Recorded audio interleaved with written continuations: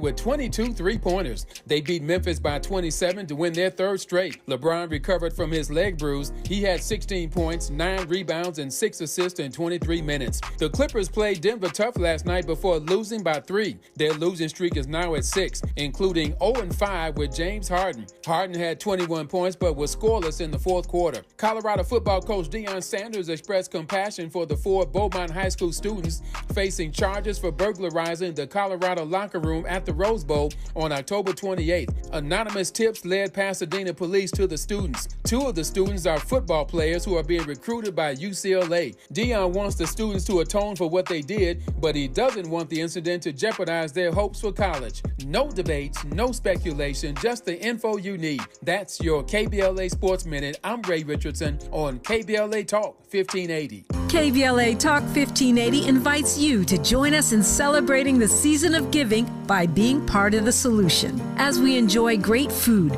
family, warmth, and well wishes in whatever our festive tradition may be, we share the beauty of the season by reaching out to the less fortunate. Please help us to help others with the KBLA Cover the Houseless Cozy Community Coat and Blanket Drive. All you have to do is drop off new or clean, gently used winter coats and blankets in the KBLA lobby during business hours, now through December 20th. All of the coats and blankets will be donated to unsheltered individuals and families experiencing houselessness. Simply bring your donation to 4434 Crenshaw Boulevard in Los Angeles, near Vernon Avenue, from 9 a.m. to 5 p.m. weekdays. That's 4434 Crenshaw in historic Leimert Park. During the holidays and every day, let's remember, we keep us safe. We keep us warm. We are the safety net, and together we can cover the unsheltered. Get caught up in the spirit of the season, the spirit of love. Make a difference with your friends at KBLA Talk 1580.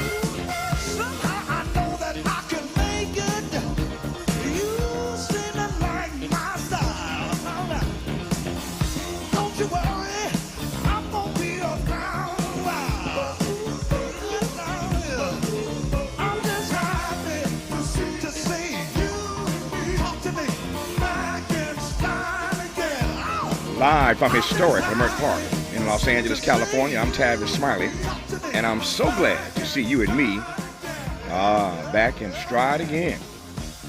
Before we get started with today's show, let me invite you to follow me on Facebook and Instagram at The Real Tavis Smiley and get updates on X, that's formerly Twitter, at Tavis Smiley. By the way, should you miss any part of today's program or want to catch up on previous shows, you can always visit thetavisSmileyShow.com. That's thetavisSmileyShow.com or wherever you get your podcast, and listen to the Tavis Smiley podcast at your leisure. Another great show on tap for you today. In our second hour, this is American Education Week. And whether we're talking about grade school students from low-income families or first-generation black collegiate scholars, we all know too well that our system of education often hampers, if not outright blocks, black students from reaching their full potential. In hour two, we'll be joined by a special panel of top-notch educators whose goal is to widen the path for black students to succeed. A great panel conversation I look forward to in our second hour today. In our third hour, 2 conversations. Up first, the premiere of the Netflix project about the life and legacy of Bayard Rustin is just around the corner. In the days ahead, we'll talk with the amazing talent who appear in the film. But today, a conversation with Michael G. Long, editor of the text, Bayard Rustin, A Legacy of Protest and Politics. On the B side of hour 3, child poverty in America, get this, has more than doubled in just 1 year after hitting a record low. It's more than doubled now, just 1 year after hitting a record low. How is that possible? The head of the Children's Defense Fund, the Reverend Dr. Starsky Wilson, will explain it to us on the backside of Hour 3 in this first hour. Today, 2 more conversations. We'll talk trending entertainment news with the co-host of Entertainment Tonight, Kevin Frazier, on the B side of this hour. But we commence today's show talking politics with veteran newsman and seasoned talker, Geraldo Rivera. G, how are you today, sir? All right, Tavis, how you doing this morning? Man, if I complained, I'd be an ingrate. I am doing well and delighted to be in dialogue with you once again. Let me jump right in and make the most of the time we have. There is so much breaking news. Let me start with this. We'll get to Israel and Hamas. We'll get to your former friend, Donald Trump. We'll talk about why you decided to leave Fox News. A lot to get to in this time. But let me start with the news of the day, of course, that there will be no government shutdown later this week. Speaker Mike Johnson, I was just saying to a colleague of mine, G, that if you're Kevin McCarthy, you got to be scratching your head because this guy did the same thing you did, and you got yanked out of office for it.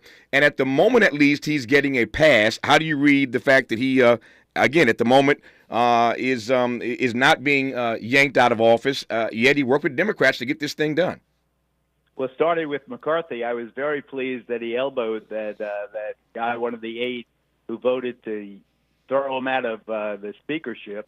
I'm glad that he finally showed some guts and some real outrage, because you're right.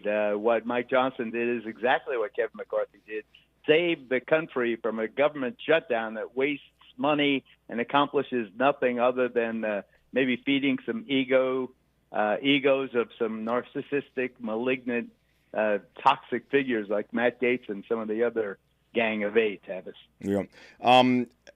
My read is that while he's getting a pass at the moment, speaking of Matt Gaetz, Gaetz said that everybody gets a mulligan. That's his quote today. That everybody gets a mulligan.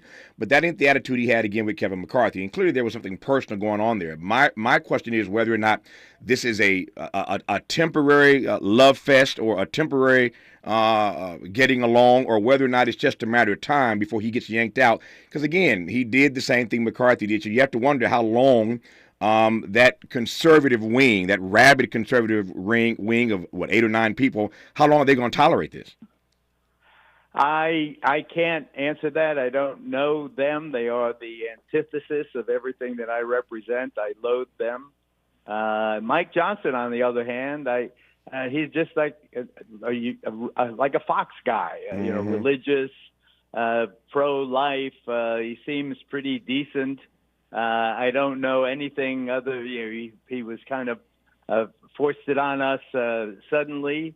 He was almost anonymous previously. I'm delighted that he has a black adopted son. Maybe there's more to his character than the stereotype.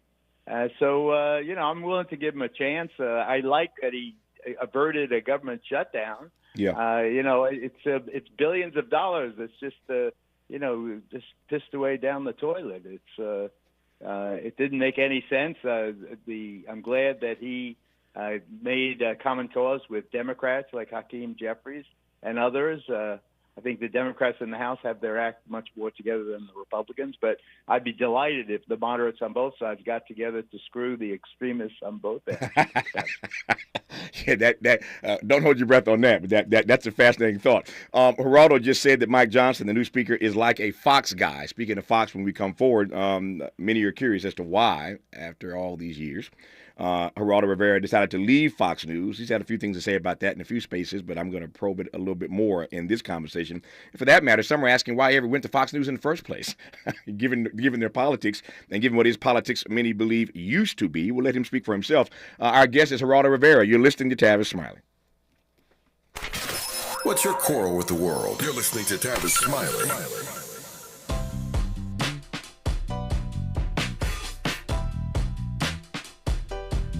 Escalade IQ. This the intro to the all-electric Cadillac perfected like Zoom. And on a full charge, you get 450 miles without the stop. IQ.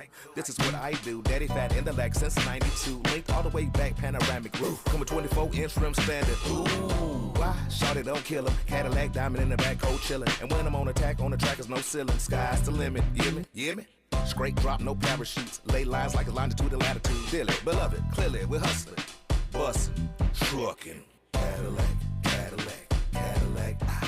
For more on the Escalade IQ, visit Cadillac.com. Available late 2024. GM estimate 450-mile range on a full charge based on development testing and/or analytical projection, consistent with SCHA 1634 revision 2017 MCT. Range subject to change prior to production. Annual rates may vary based on service factors, including ambience temperature, terrain, battery age, and condition loading, and how you use and maintain your vehicle.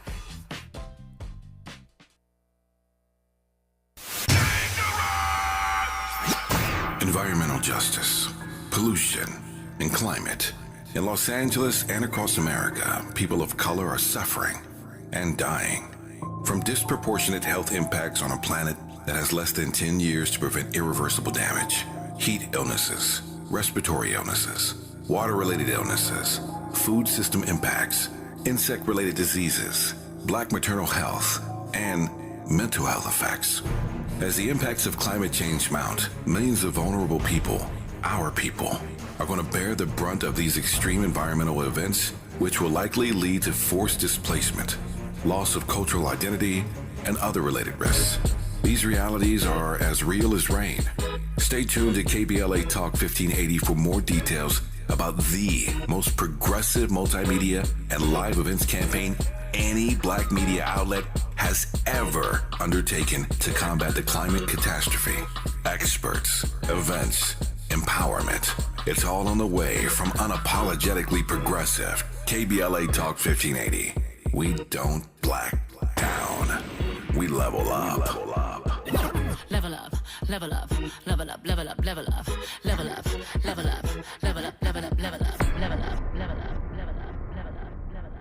Beloved Entertainment presents Sweet Spot Live with me, Angelique Francis, at the beautiful Miracle Theater at 226 South Market Street in Inglewood on Sunday, November 19th at 6 p.m. Join me with KBLA for short stories told live on stage with us, by us. Yes, our own storytellers straight from the neighborhood. Colorful and provocative live storytelling event celebrating our unique culture, our strength, our courage, our faith, and yes, our fire. We invite you to walk with us through the neighborhood, even run with us down our dark alleys if you dare. Just around the corner, there is laughter, unspeakable pain, secrets never told. But don't worry. The door is unlocked, and we're going to leave the porch light on. That's Sunday, November 19th at the Miracle Theater, 226 Market Street in Inglewood, 6 p.m. Yes, it is all happening right here in the Sweet Spot. Tickets available, sweetspotlive.eventbrite.com, sweetspotlive.eventbrite.com. We got a lot to talk about.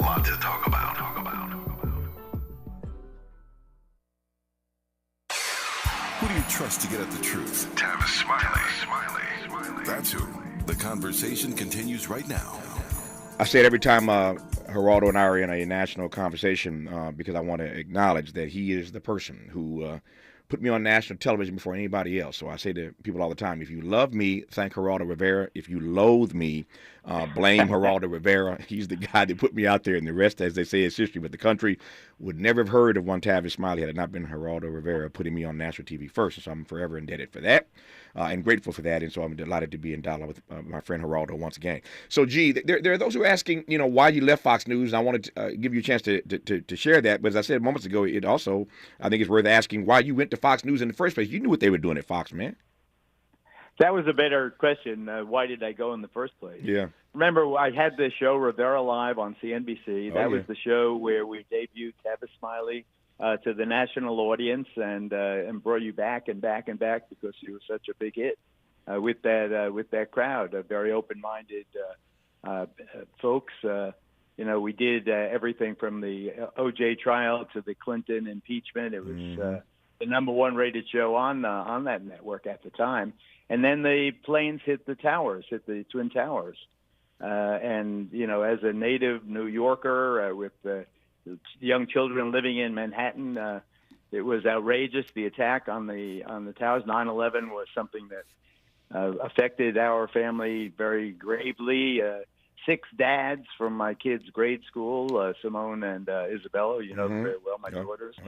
6 dads in their school perished that awful morning. So I told CNBC I wanted to leave the show temporarily and go as a war correspondent to track down the people that committed that atrocity against New York and America, the free world and so forth.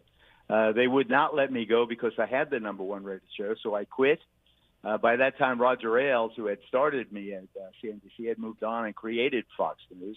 He said he would give me the job as war correspondent for half the salary I was getting, but I didn't care. I had plenty of money by then after the talk show days.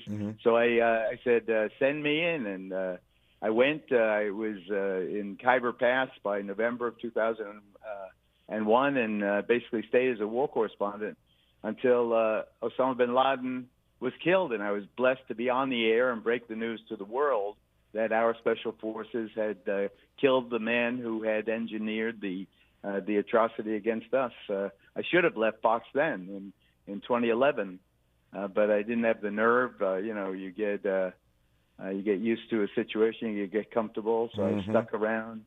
And then, with not much to do, I said, how about if I do this show, Celebrity Apprentice? Donald Trump, who I've known for decades, is asking me to be on this Celebrity Apprentice show. Would I do it? This 2015. So they allowed me to do it. I did well on the show. I was with Trump for every day for 6 weeks, and just a couple of months later, he declared for the presidency, and it just one thing led to another, and I just never left. And then I was hanging around, and there, my old hangout buddy was president of the United States. Shockingly, and I just rode that train until my politics and their politics started fingernails on blackboard. It was a tough situation, and finally it led to a blow up with me and some of the other on-air people, principally Greg Gutfeld, and they picked him. He was the big hit by then, and I was just still hanging on, and they fired me from the 5, and I said, screw it, I'm not going to stay. I'm not going to stay and do learned documentaries on Fox Nation that nobody watches. So then I quit them. Yeah. And so basically I've been one of the most famous unemployed people in America for 4 months. I'm glad I asked that question. I'm glad you answered it in detail. Let me probe that now in 2 or 3 ways. Number one, how would you describe being inside that bubble as you saw their politics devolving? Devolving is one word I can think of. It just got, I don't need to explain it. You were there. The audience knows. It just got worse and worse, more rabid. And to your point, you didn't leave, but how did you process being inside that bubble like that? Well, that's an excellent question and a fair question. I should have, shoulda, woulda, coulda. When Trump made fun of the Mexican immigrants, right, in his inaugural speech, when he came down the escalator, I should have said, hey, wait a second, that's not the guy I know, and made a stink and maybe broke it right there.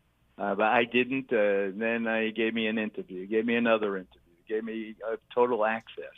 It's very seductive. I blame my own ideological laziness or whatever it is, but he took me along for that ride, and then it wasn't really Tavis. He used to call here at the house, every week or two. Erica was shocked because Erica's a liberal Democrat, my wife, as you know. Trump would be calling the house, and excuse me, I got to interrupt this conversation. I got to talk to the president. So it wasn't until Friday, the 13th of November, 10 days after the election, where I had a conversation. He called me here at home. I had a conversation with him, and I was under the impression in that conversation that if the count held up as it was holding up, that he lost the election, that he would go off into the sunset and maybe run again, this 2024 cycle. But instead, he went crazy. He asked me that during that conversation whether I could check out Dominion voting systems and all these other conspiracy theories he had, that black and brown people got extra ballots for the mail-in and all this stuff. So I spent a couple of days checking it. I came up with nothing. There was the election was, as they say, one of the fairest and most monitored in history. He had lost, but he wouldn't. He got crazier and crazier through November, December. He screwed up Georgia. He lit the fuse that ignited on January 6th with the riots at the Capitol, and I called for his impeachment January 7th. Yeah. And now, to your point about calling for his impeachment, then now you're on the record saying that he will be cruel. You gave that quote a couple of days ago. It's been picked up everywhere, and I've been anxious to ask you about it. If, in fact, he is reelected, and you saw that poll the other day, the New York Times Siena poll, that he's leading Joe Biden in these battleground states, 5 or 6 of them. Of course, it's a year out. You know this stuff better than I do. Anything could change in the next year. If he gets convicted, of course, those numbers are going to shift, I think, more in Biden's favor. But to your point, you said days ago that if he is reelected, he will be cruel. That's a damning indictment, Geraldo. What do you mean by cruel in this instance? Well, I'll give you one example. Immigration. President Biden has been kind. He has refused to build any more of the border wall. He has welded open the doors in the border fence. He has basically conveyed the message to Latin America, especially, that if they make it here, the odds are they can hang around here at least for several years and maybe get their papers, or babies will be born here and become citizens and so forth. Biden has been kind. Kindness has led to this cascade of illegal immigration. But Biden's compassion is not good policy. So what does Trump do? Trump has announced that he's going the other direction. He's got Stephen Miller, Dr. Evil. They are going to round up undocumented immigrants in a way that they did during the 1950s in California when you had the Eisenhower Operation Wetback. Eisenhower, Republican president, deported 1.3 million mostly Mexican Americans or Mexicans, over the Rio Grande. Trump is promising to trump that by multiples. He's going after everyone. You're going to have camps. You're going to have raids. You're going to have ICE being empowered with the National Guard and that local cops. It's going to be everybody that's in this country without proper documentation is going to live in terror. Yeah. He's going to be cruel. Cruelty will be a better policy than kindness in terms of semi-immigration. But what kind of nation will we have with that scar on our soul that, cruelty now becomes national policy? Yeah. And I think he's totally capable of being cruel. I think that he will ban Muslims.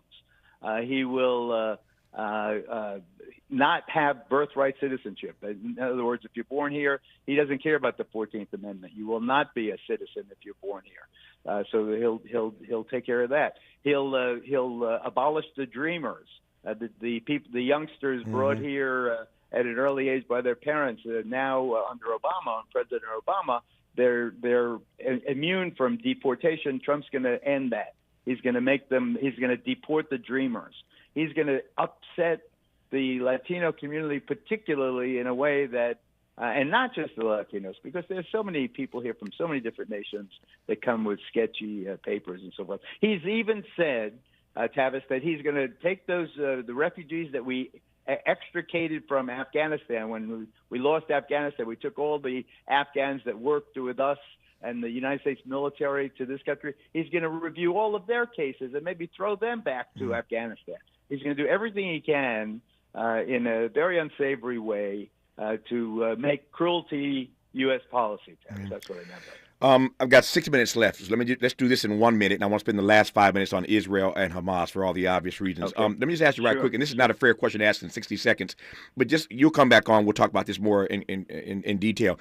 But given how long you've known Donald Trump, and everybody's tried to psychoanalyze this guy, the way you talk about him now is not the guy you knew 20, 30, 40 years ago. What, in short, do you think happened to him?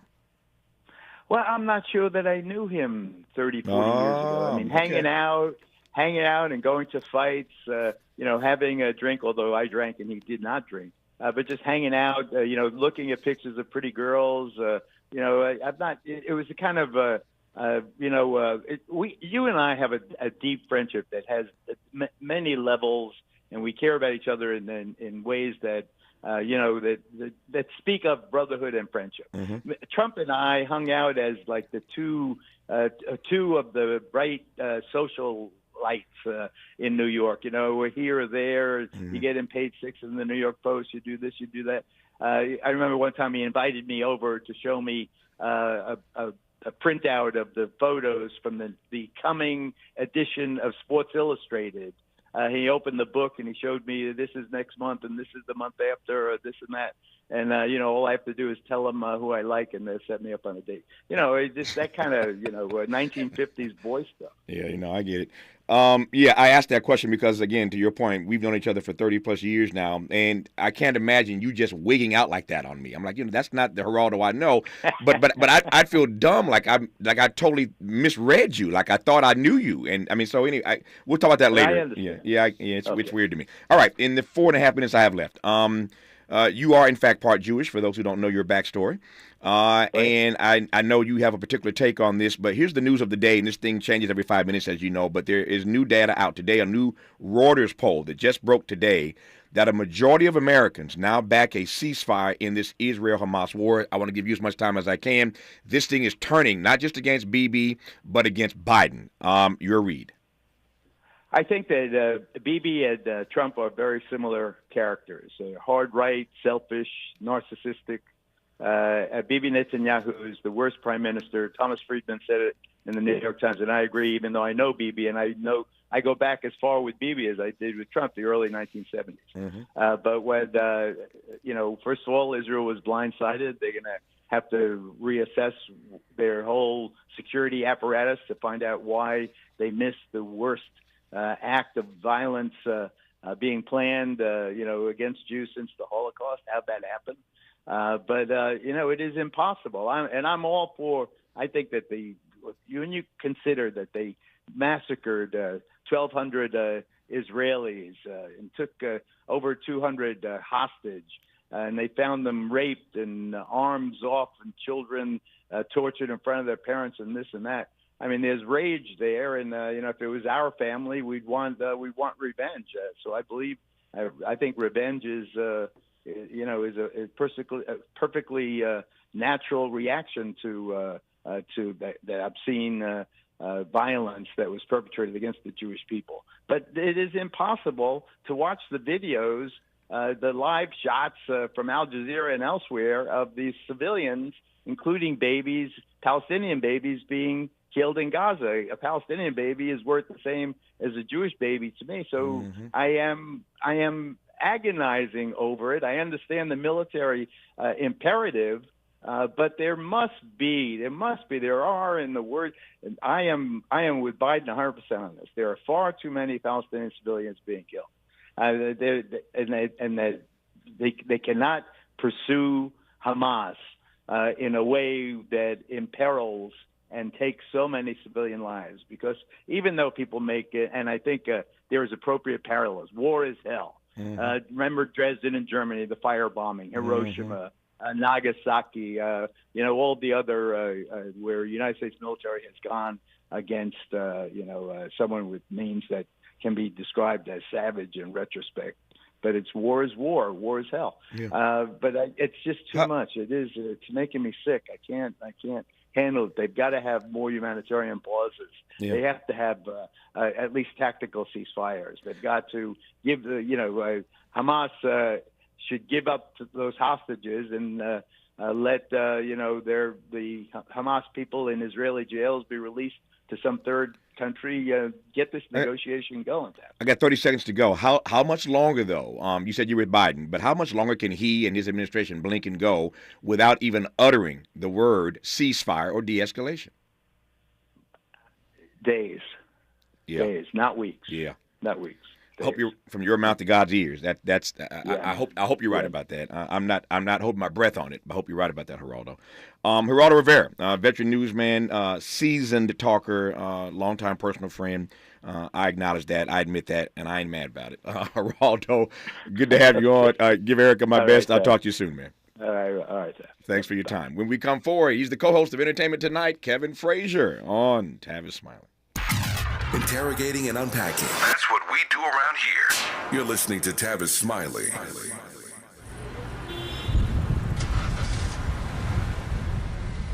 What's up, party people? It's your favorite MC's favorite rapper, MC Light here. And we're celebrating 50 years of hip-hop, authentically powered by Cadillac. And we're going to take it way back to where it started. It was only fitting that hip-hop began with teenagers at a back-to-school jam in the rec room of a South Bronx apartment complex by an 18-year-old brother.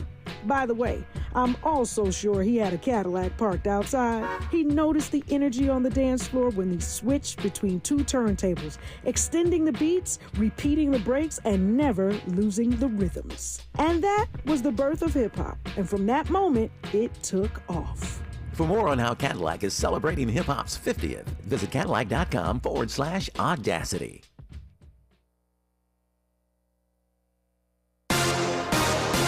Welcome to a Wednesday. I'm Mike Moore. Now here's the latest from the Black Information Network. The House has passed a stopgap bill that will prevent a government shutdown. Tuesday, the House voted in favor of a Republican plan to fund some departments until mid-January and the rest through early February at current spending levels. The bill now heads to the Senate, where it does have bipartisan support. Imprisoned African-American music star R. Kelly is suing the federal government over allegations that his private information was leaked while he was locked up in Chicago's federal jail. The R&B star's lawyer filed a federal lawsuit yesterday claiming 60 Bureau of Prisons officers improperly accessed Kelly's records between July of 2019 and January of 2020. Some of the defendants are accused of selling the information to the outside world. And that's the latest. I'm Mike Moore from your 24/7 news source, the Black Information Network and BINnews.com. Get great deals all month long when you shop Black Friday every day at Lowe's. Get 25% off all artificial Christmas trees and tree decor. Valid through 11/15, tree decor includes ornaments, toppers, collars, and skirts. While supplies last, selection varies by location. If you like using debit over credit, shouldn't you also get rewarded? Well, now you can with Discover Cashback Debit. It's a checking account that rewards everyone with cash back on everyday purchases with no fees, period. Check out eligibility and terms at discover.com/cashbackdebit. Discover Bank, member FDIC. This is the KBLA Sports Minute with Ray Richardson. I'm a bad man. The Lakers tied a team record last night with 22 three-pointers. They beat Memphis by 27 to win their third straight. LeBron recovered from his leg bruise. He had 16 points, 9 rebounds, and 6 assists in 23 minutes. The Clippers played Denver tough last night before losing by 3. Their losing streak is now at 6, including 0-5 with James Harden. Harden had 21 points but was scoreless in the fourth quarter. Colorado football coach Deion Sanders expressed compassion for the 4 Beaumont High School students facing charges for burglarizing the Colorado locker room at the Rose Bowl on October 28th. Anonymous tips led Pasadena police to the students. 2 of the students are football players who are being recruited by UCLA. Deion wants the students to atone for what they did, but he doesn't want the incident to jeopardize their hopes for college. No debates, no speculation, just the info you need. That's your KBLA Sports Minute. I'm Ray Richardson on KBLA Talk 1580.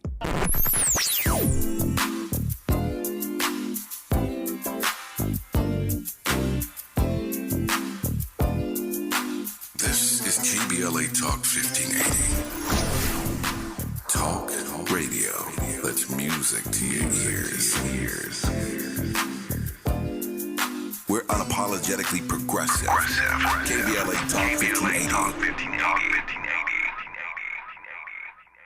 JP Morgan Chase is building on the investments in California to help close the racial wealth gap and build a more equitable future. Visit jpmorganchase.com/racial equity and get the tools to help reach your financial goals. This week at Target, you'll find different early Black Friday deals. Get fun deals on the latest tech, toys, and video games, plus smart deals on small appliances, floor care, and so much more. At Target, you'll discover different early Black Friday deals each week. And get what you need for the holidays fast with free drive-up or score free shipping when you spend $35 or use your red card at Target.com. Get low prices and early Black Friday deals only at Target. Exclusions apply. Discover, this is Danny. Hi, it's Jen Coolidge. I just want to thank you for making me feel so special. I earned cash back on debit for my dinner party groceries. That's great. But with Discover Cashback Debit, we give everyone cash back on everyday purchases. Anything else I can help you with? Are you hungry? 'Cause everyone left after the asparagus sorbet. Introducing Discover Cashback Debit, a checking account with cash back. It pays to Discover. Eligibility and terms at discover.com/cashbackdebit. Discover Bank, member FDIC. November is National Runaway Prevention and Homeless Youth Awareness Month, and the Sanctuary of Hope is shining a light on the situations that cause youth to run away or face a housing crisis. In LA County, nearly 3,000 youth are homeless on the streets each night. All month long, the Sanctuary of Hope will lead activities throughout LA County to inform and mobilize calls for action, and you can help. For more info, go to www.thesoh.org. That's www.thesoh.org. For all of us, this generation and the next, there is simply no place in our lives for litter. And yet, it's everywhere we look. And unfortunately, it does belong to all of us. So, let's come together and create a litter-free, clean California, once and for all. Remember to properly dispose of your trash and recycling. Secure truckloads with tarps to keep debris from flying out. Clean out your car when you're at a gas station. Take pride in your community by organizing a cleanup event. Or join a cleanup event near you. Zero litter is the goal. Join us at cleanca.com. That's cleanca.com. Let's do it together. Brought to you by Caltrans. cleanca.com.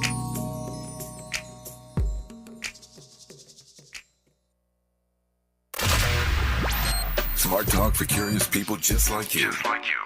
You're listening to Tavis Smiley.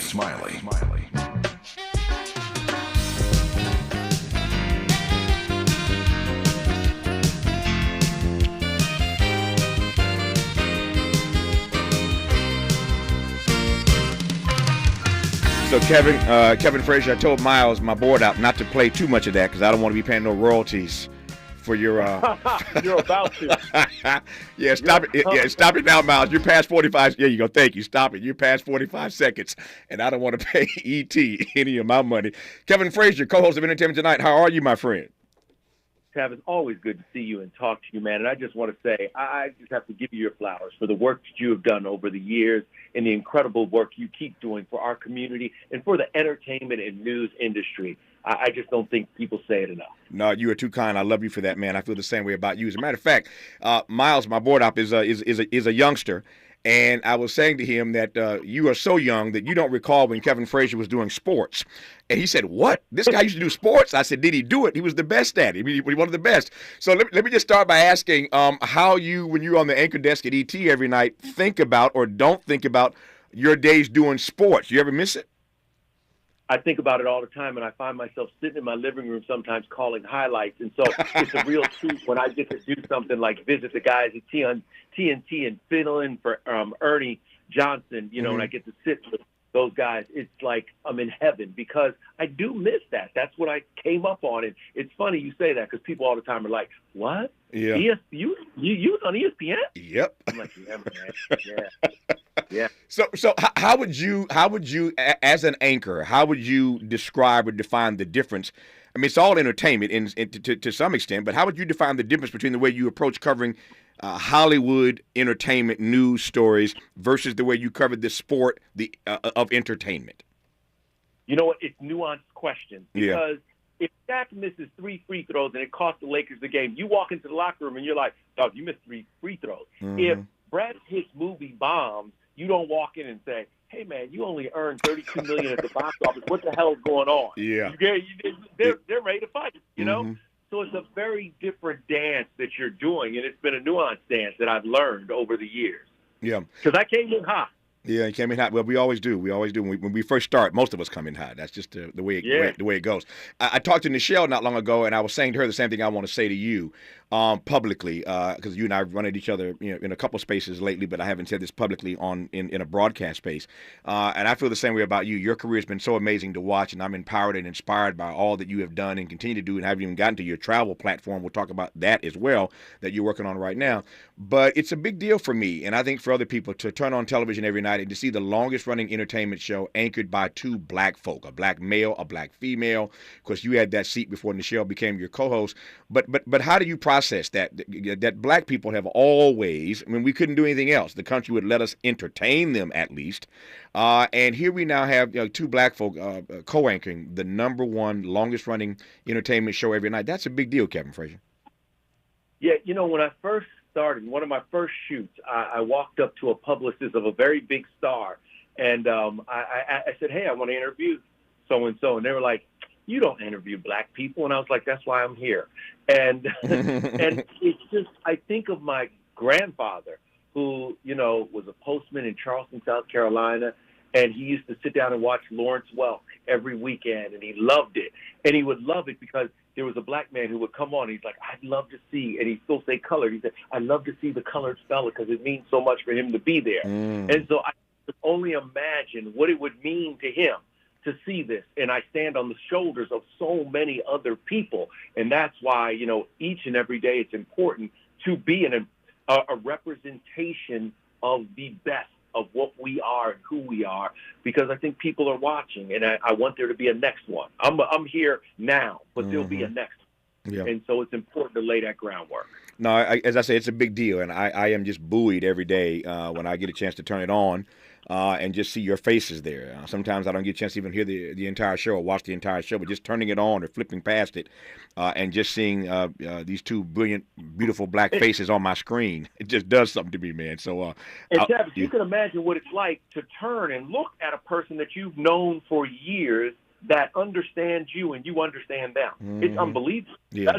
That doesn't happen in this business, as you know oh so well. Nope, it doesn't. And I said to Nichelle as well, again, you say the same thing to you, that I have great respect and regard. I don't know who the decision makers are behind the scenes. You work with them every day. They're your bosses. But I said to Nichelle, and we laughed about it, I know there's some white folk in the pipeline who had to sign off on these two Negroes co-hosting this show. And so to those white folk, I want to give a shout out because, again, as you know, these are not simple decisions. These are big time, big money decisions. There's a lot riding. There's a lot riding on the earnings of that particular show. And if you put the wrong two persons in that seat and their earnings drop, somebody's in trouble. So some white folk made a bold decision that apparently is working out quite nicely. They did, and I appreciate them. But, we are professionals, and we were ready to deliver. Yep. It was our time. They made the right decision by putting the two best people in that spot that were there and ready. Yep. And that's the point. I think America needs to understand that sometimes the best person is a black person.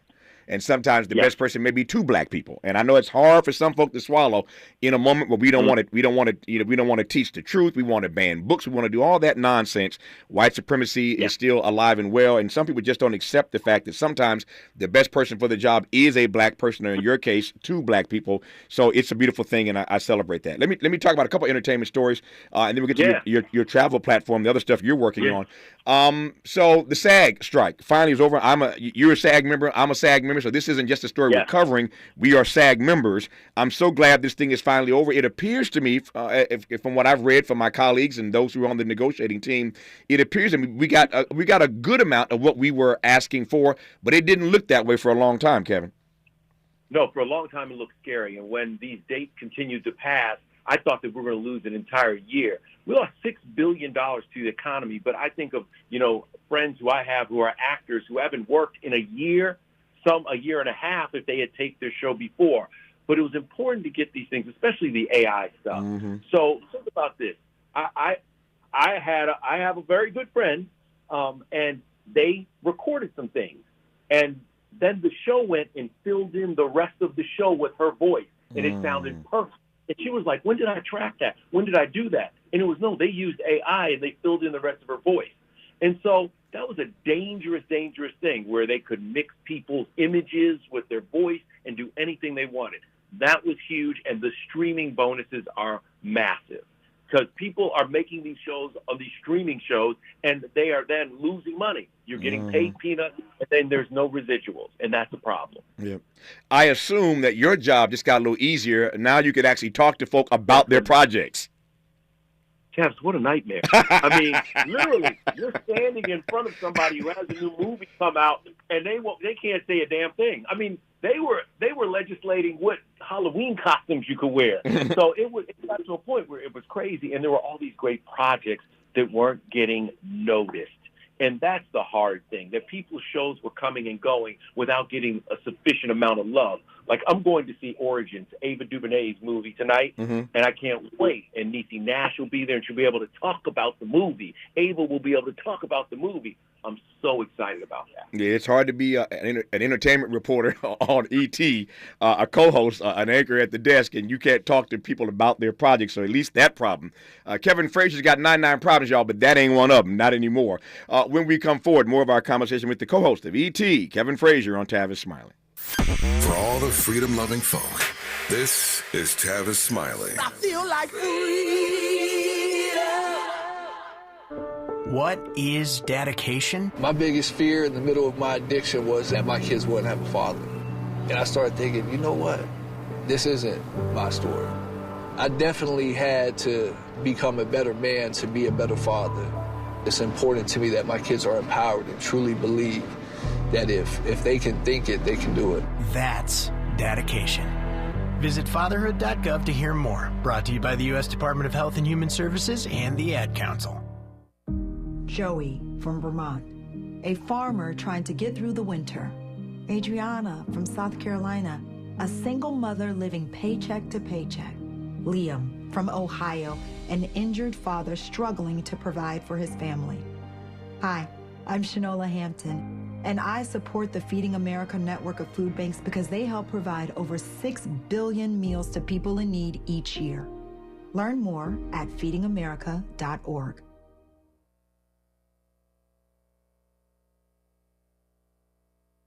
Ask any former youth in foster care what they missed most while growing up, and they will most likely answer, someone to show me unconditional love. Now, isn't that something we all wished we could experience? Here in Los Angeles, up to 40% of homeless youth on our streets identify as LGBTQ+. The most prevalent reason for homelessness among this population is the rejection they've experienced from their own families. The LA County Department of Children and Family Services and Raise a Child are searching for safe, nurturing, and affirming foster parents within our community willing to stand up and serve all children and youth in foster care, especially LGBTQ youth. Learn the many benefits to becoming a foster parent. Attend a free Raise a Child virtual or in-person informational event to learn more. RSVP now at raiseachild.org. That's raiseachild.org. And thank you. KBLA Talk 1580 is the exclusive media sponsor of This Light of Ours, activist photographers of the Civil Rights Movement, a dynamic new exhibition on view now at the Skirball Cultural Center in Los Angeles. This Light of Ours showcases more than 150 photos taken by movement insiders from diverse backgrounds that reveal the vital work undertaken by a broad coalition of organizers and everyday people whose collective action changed America. This Light of Ours is one of 3 temporary exhibitions currently on view at the Skirball, which together explore issues related to civil rights, immigration, and pluralism. Tickets and more information for all 3 exhibitions are available at skirball.org. That's skirball.org. SKIRBALL.org.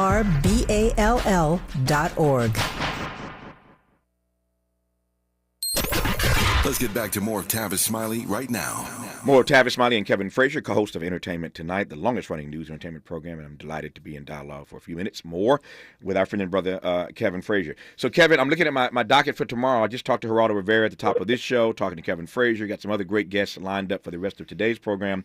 And on my docket tomorrow, I've got a great conversation with Nikki Giovanni about the new documentary about her life and work. And in my third hour tomorrow, some woman named Jada Pinkett Smith. Oh boy! He says, "Oh boy." So I'm gonna have to deal with that entanglement tomorrow in the third hour. But what's your read on the way that this book has sort of rolled out? I mean, everybody's got commentary on it. I've seen stories on ET about it. What's your read on the way that this thing is sort of rolled out? I think that the Smith family. First of all, they were in the eye of a storm. They were in the middle of a huge Category 4 storm ever since Will walked up on that stage and smacked Chris Rock. Mm-hmm. He should have going back-to-back with Oscars. He should have won for Emancipation, and that slap erased that movie. And I think he's been away trying to kind of figure out his life and how he comes back. And I think this book, in many ways, has almost derailed that comeback for Will.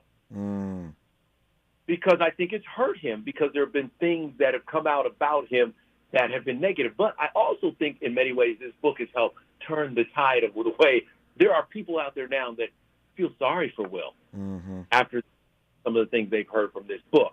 I think it's important for Jada to tell her truth, because she was standing behind that entanglement in that moment at the red table, and that was a heavy weight that was laying on her. And so I feel that this book was important for her. I don't know that it was good for Will, but I think it was good for her. That's a fascinating read. I've never heard it quite put that way, and that's why he's the co-host of E.T., because that's something to wrestle with, and I think you're right about that. This is one of those conversations, and you've done this many times in your career, and I've been blessed to do it many times in my career. But you get these gets, right? You get these opportunities for these conversations, and then you spend days trying to figure out, now, how am I going to tackle this? I mean, how am I going to go at this? Because there's so much to get at, and you want to be sensitive. You want to be sensitive, but one of the things that I want to talk to Jada about is whether or not she calculated all of this. Did you think that you were going to get this kind of pushback? I mean, everybody is going in on Jada, including people, our friends in this. We were talking earlier about you being talking earlier about you being a sports guy. I mean, Stephen A. went in on Jada. I mean, so people. I mean, that's my man. Yeah, that's our guy. But the sports world, I mean, everybody is offering commentary, and it ain't cute about Jada, Kevin. No, it's hard, because if you think back to that entanglement in that moment, and it felt like we got a truce at the red table. Yeah. But here's what I'm going to tell you, Tavis, okay? The day before, when those August Alsina rumors were leaking, I was on it. And I'm like, y'all, what is he saying? What is he doing? And they're like, oh, he's just a kid who's disturbed, and he's, feels sorry for him. It's bad. And I was like, okay, because this doesn't make sense. Yeah. And the next day, they're sitting at the red table. And so I was like, oh, come on, y'all. Yeah. And so I think what this tour, you now look, because they're going back to the red table very soon, is that you look and you say, well, did it in any way damage the credibility of the incredible things that you built? Because now I'm going to look at you and say, are you giving me the truth? Are you giving me 100% now? And that's what's hard. Everybody's going in on her because they're like, well, wait a minute. You sold us on this relationship that we put up there as a standard for black love. Yeah. And now you're coming back telling us it hasn't even been close to a relationship for a long time. That shakes a lot of people up. Yeah. My two words, and we'll move on. I want to spend my last moments talking to Kevin Frazier about this travel platform he's building that you should know about. But my two words with regard to Jada Pinkett Smith in this book: one, oversharing, just too much information. I don't need to hear all that. One is just oversharing, and two, to Kevin's point, this is my word, not his. I sometimes feel exploited. I don't know what Will and Jada are up to sometimes. I don't know what story they're trying to share with me. I don't know what their end and aim is. And in the process, I just sort of feel exploited. Kevin said, whether or not he raises the issue of truth and whether or not you're getting the truth out of them. That's legitimate, no question about it. But I just oftentimes feel exploited in this process. Anyway, we'll talk to Jada tomorrow, I hope, in our last hour on this program. But we got a few minutes left with Kevin Frazier. You're listening to Tavis Smiley. From Leimert Park with love, this is Tavis Smiley. If you're like me, 60 and retired, making ends meet, especially here at the supermarket and drugstore, is tough. I'm so blessed to have found BenefitsCheckup.org. It's a free and confidential website from the National Council on Aging that connected me to $1,200 a year in programs that help pay for food, medicine, utilities, and more. Maybe it can help you. BenefitsCheckup.org. My daughter was diagnosed with a rare malignant rhabdoid tumor on the spine. They sent her straight to St. Jude. My hope was gone. But when you get there, everyone's like, hey, we're not going to give up. And when you see other people not giving up on your child, that makes all the difference in the world. When I found out I didn't have to pay, I was just grateful. They saved my baby's life. Finding cures, saving children. Learn more at stjude.org. Our daughter Jessie loves playing detective. A clue. But since we discovered she has sensitive skin, we've been playing detective too. We thought the problem was our puppy. But it was actually our old detergent. Aha. So we switched to Tide Free and Gentle. Tide cleans better than the leading competitive free detergent, and it doesn't leave behind irritating residues. Plus, Tide Free and Gentle has no dyes or perfumes, so it's gentle on her skin.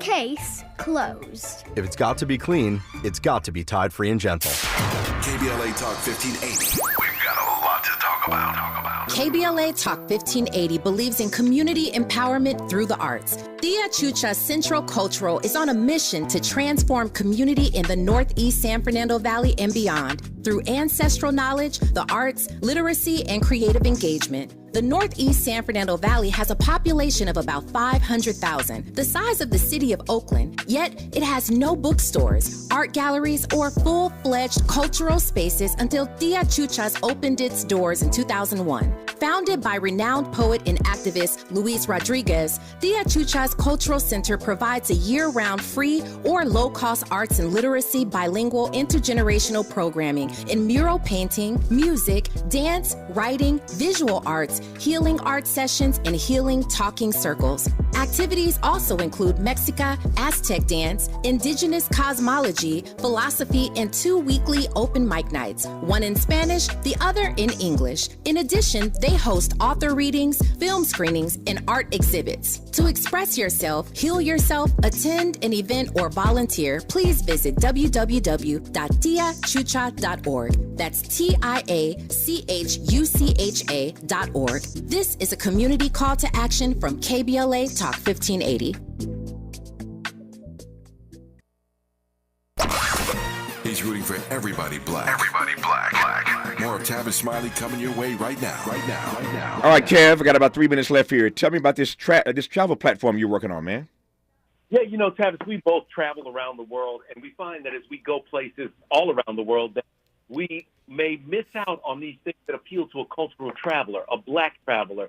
So what we've done is built a platform that connects cultural travelers with black vendors, tours, experiences around the world, whether it's you're in London and you want to go see the Mary Seacole statue, the most famous black person in the UK, or even here, if you're coming to LA and you want to take one of the tours to see all the black movie stuff like Baby Boy, and Boys in the Hood and stuff like that. There are great tours. And so we are connecting you with those vendors with Seppi Travel. So that has been kind of a passion of mine. And I think it's important that our vendors, our experiences get pushed to the forefront because they get pushed to the back of so many mainstream services.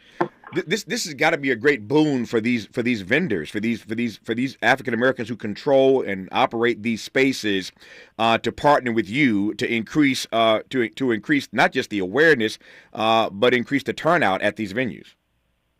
It's so important that the visibility is there so that when you go to a town, there are things that you can do and see that appeal to you, like people that look like you are taking you to see places where we contributed and made a difference in these different communities. Like, for instance, here you go, Fort Worth. When you go to Fort Worth, Texas, you don't think of black cowboys, but it is now the home of the Black Cowboy Museum. They have a rodeo, all these things that my kids need to see that. They need to understand about Back Reeves and all these other black cowboys who helped settle the West. And those stories have been buried for so long. We are there to connect you to those vendors that are telling those stories. Same with in New York, in Weeksville, the community center, that vibrant community that was once there in the heart of all those places that have been overlooked and kind of underrepresented. But we need them as food for our soul and to educate the world, especially with the way everything is under attack now. Shout out the platform one more time, and I'll let you go, man. SeppiTravel.com. If you are a black vendor and you have experience, go to SeppiTravel.com and check it out. We are launching very soon, so we want all the black vendors we can find. There you go. You can catch him weeknights as the co-host of Entertainment Tonight. His name is Kevin Frazier, and we appreciate him and all that he's done and continues to do. And this travel platform is a big deal. Kevin, I'll talk to you soon, my man. Have a good rest of the day.